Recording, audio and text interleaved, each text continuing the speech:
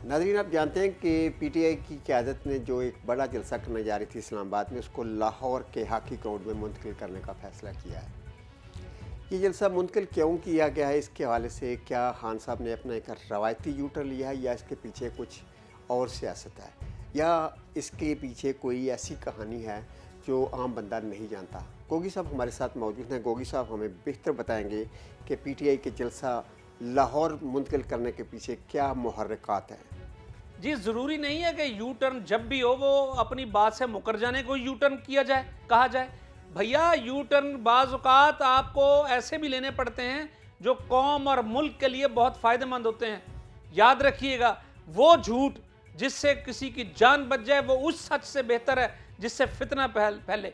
कप्तान ने ये जो यू टर्न लिया है, ये पाकिस्तान की तारीख याद रखेगी कि ये उन्होंने किस तरह खूनी जो तसादम है उसको तो ख़त्म कर दिया, उसको उसकी ये जो साजिश हो रही थी पाकिस्तानियों को आपस में लड़ाने की, ये नाकाम बना दी कप्तान ने अपने एक फ़ैसले से, जिसको लोग यू टर्न कहते हैं।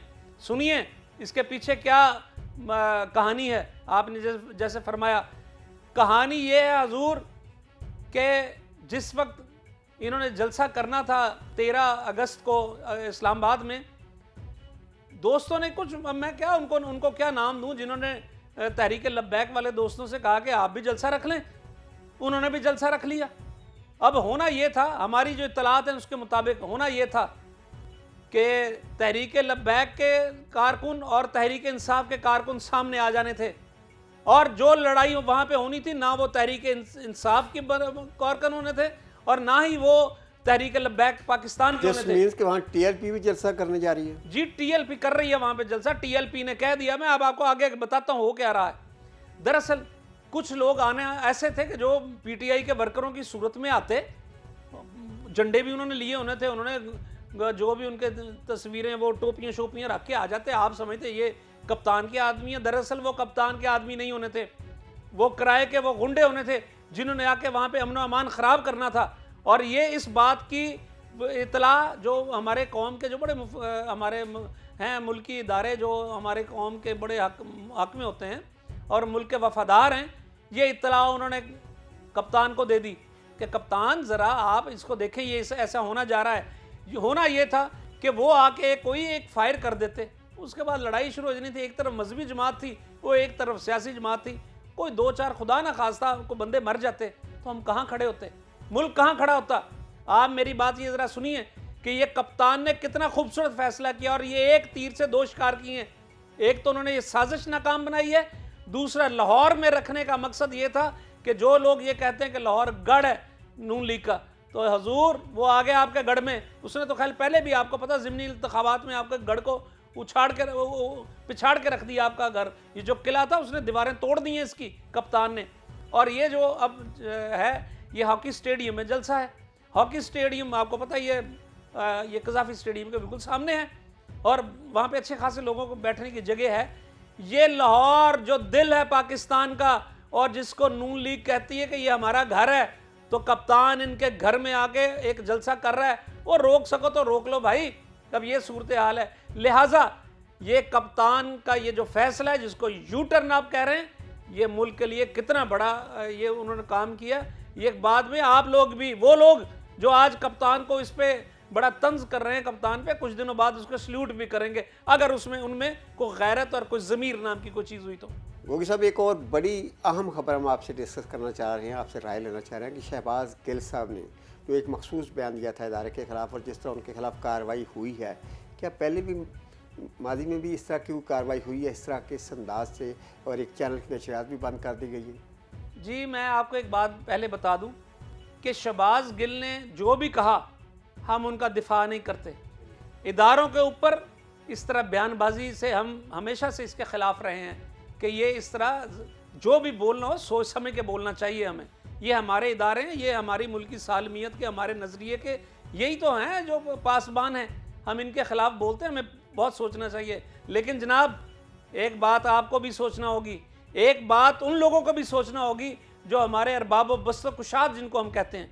मुझे बताइए, इनसे पहले आज मैं पढ़ रहा था ट्वीट्स, कुछ लोगों ने, बड़े हमारे जो बड़े बड़े एंकर्स हैं, उन्होंने कुछ लिखी हुई थी जी कि इनको अटक किले में होना चाहिए। कौन से अटक किले में? सिर्फ यही होना चाहिए अटक के किले में? वो मुझे बताइए, अय्याज सादक साहब याद हैं आपको, जो हमारे स्पीकर भी थे?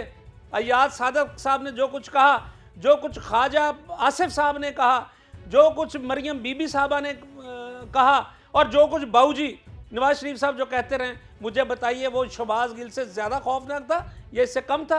फैसला आप कर लें। जावेद लतीफ़ ने क्या कहा था? उन्होंने तो कहा था हम पाकिस्तान खपे नहीं करेंगे। ये क्या था?